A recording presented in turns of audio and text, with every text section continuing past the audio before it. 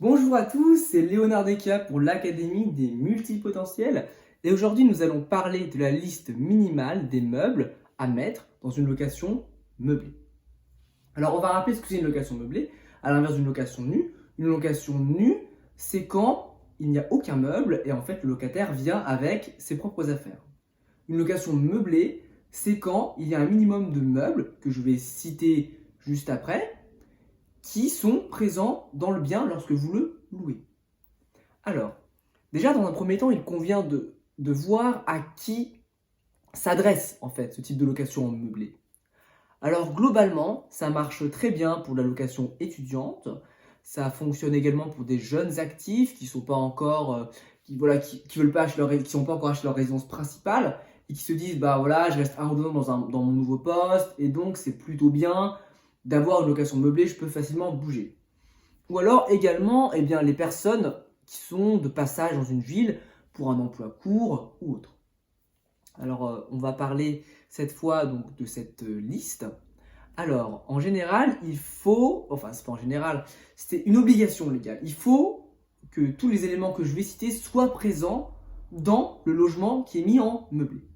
Alors il va y avoir la literie. Donc la literie, ça inclut les couettes et les couvertures.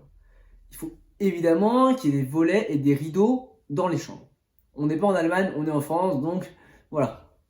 Il faut une table, il faut des sièges, il faut des étagères de rangement, il faut de la lumière, donc des luminaires, et il faut tout ce qu'il faut pour faire la cuisine.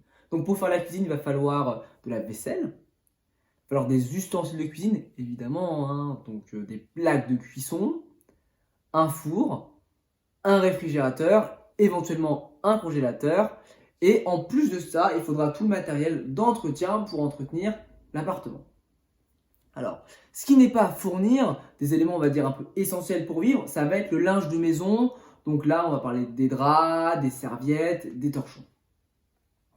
Alors ce qu'il faut savoir, c'est que les meubles donc, qui sont imposés dans cette liste n'ont pas l'obligation d'être neufs, mais ils doivent être en bon état. Moi, ce que je vous conseille en tant que propriétaire, c'est de bien cadrer l'état des lieux.